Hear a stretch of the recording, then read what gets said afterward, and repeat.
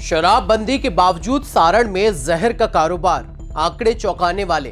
बिहार में शराबबंदी को अक्सर एक बड़ी सामाजिक उपलब्धि के रूप में पेश किया जाता है। मंचों से दावा किया जाता है कि शराब पर पूरी तरह रोक लग चुकी है, लेकिन अगर इस दावे की असलियत देखनी हो तो बस एक जिला देख लीजिए, नाम है सारण। यही वो जिला है जो पिछले कई सालों से शराबबंदी की नीति पर सबसे बड़ा सवाल बनकर खड़ा है। एक बार फिर खबर आई है कि सारण के पानापुर इलाके में कथित तौर पर जहरीली शराब से 2 लोगों की मौत हो गई, 5 लोगों की आंखों की रोशनी चली गई, कई लोग बीमार बताए जा रहे हैं। यह सब कुछ सिर्फ 24 घंटे के अंदर हुआ। घटना की शुरुआत धेनुकी गांव से हुई। यहां 50 साल के सुकन नट की अचानक तबीयत बिगड़ गई। परिवार वाले उन्हें इलाज के लिए एक निजी डॉक्टर के पास लेकर जाते हैं, लेकिन इलाज के दौरान उनकी मौत हो जाती है। अगले ही दिन सुबह उनका अंतिम संस्कार भी कर दिया जाता है, चुपचाप, बिना किसी शोर शराबे के। लेकिन गांव में चर्चा फैलती है कि मामला सामान्य नहीं है। शक की सुई जहरीली शराब की तरफ जाती है।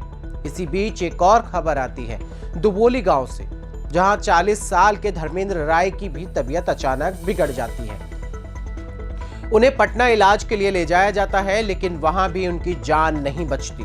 परिजन साफ आरोप लगा रहे हैं कि धर्मेंद्र राय की मौत जहरीली शराब पीने से हुई है। सिर्फ मौत ही नहीं, इलाके से ये भी खबर आ रही है कि कई लोगों की आंखों की रोशनी तक चली गई है। कुछ लोग अचानक अंधेपन का शिकार हो गए हैं। परिवार वाले उन्हें अलग अलग जगहों पर छिपाकर इलाज करवा रहे हैं। और प्रशासन क्या कर रहा है, अभी पुष्टि नहीं हुई है। जांच चल रही है, रिपोर्ट का इंतजार है। यानी वही पुरानी कहानी, मौत पहले होती है, जांच बाद में शुरू होती है। लेकिन असली सवाल इससे कहीं ज्यादा बड़ा। बिहार में अप्रैल 2016 से शराबबंदी लागू है। सरकार का दावा है कि शराब पूरी तरह बंद है, लेकिन अगर शराब बंद है तो फिर यह जहरीली शराब हर साल लोगों की जान कैसे ले रही है? अगर आंकड़ों की बात करें तो तस्वीर और ज्यादा डरावनी हो जाती है। सिर्फ सारण जिले में पिछले 5 सालों के अंदर जहरीली शराब से 100 से ज्यादा लोगों की मौत हो चुकी है। ध्यान दीजिए, यह आंकड़ा किसी विपक्षी दल का नहीं है, यह सरकारी रिकॉर्ड का आंकड़ा है। और स्थानीय लोगों का कहना है कि असली संख्या इससे कहीं ज्यादा है। दिसंबर 2022 की मशरक त्रासदी कौन भूल सकता है? एक ही इलाके में जहरीली शराब पीने से 70 से ज्यादा लोगों की जान चली गई। गांव के गांव उजड़ गए। उससे पहले अगस्त 2022 में मकेर और भेल्दी इलाके में जहरीली शराब से कई लोगों की मौत हो गई थी। लगभग 17 लोगों की आंखों की रोशनी चली गई। उससे पहले जनवरी 2022 में भी अमनौर और मकेर इलाके में मौत की खबरें सामने आई। और फिर वही कहानी दोहराई जा रही है। सरकार कहती है शराबबंदी सफल है, लेकिन जमीन पर हकीकत यह है कि शराब का कारोबार अवैध तरीके से लगातार चलता रहता है। फर्क सिर्फ इतना है कि अब शराब खुले में नहीं बिकती, अंधेरे में बिकती है, चोरी छिपे बिकती है और कई बार जहर बनकर लोगों की जिंदगी खत्म कर देती है। सरकारी आंकड़े बताते हैं कि 2016 से लेकर 2025 तक पूरे बिहार में जहरीली शराब से करीब 190 मौतें दर्ज की गई हैं।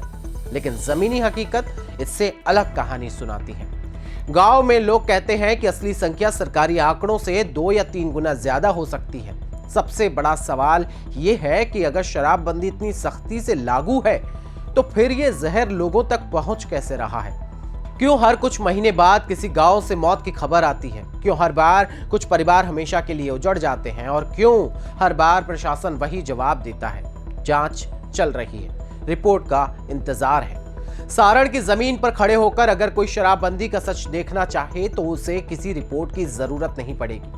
यहाँ हर कुछ किलोमीटर पर कोई ना कोई ऐसा घर मिल जाएगा जहां जहरीली शराब ने किसी का बेटा छीन लिया, किसी का पति छीन लिया और कई लोगों की आंखों की रोशनी हमेशा के लिए चली गई। यही वो सच्चाई है जो सरकारी दावों पर सबसे बड़ा तमाचा बनकर खड़ी है। अब सवाल आपसे कि क्या वाकई में शराबबंदी पूरी तरह से बिहार में लागू है? क्या उसका पालन किया जा रहा है? सरकारी आंकड़े जो बताए जाते हैं मौत के, क्या जमीनी हकीकत उससे अलग है? सरकार को आगे क्या करना चाहिए? कमेंट बॉक्स में जरूर बताइएगा। इसी के साथ तमाम बड़ी खबरों के लिए देखते रहिए YBN बिहार झारखंड। मेरा नाम है ऋषभ अग्रवाल। नमस्कार। है।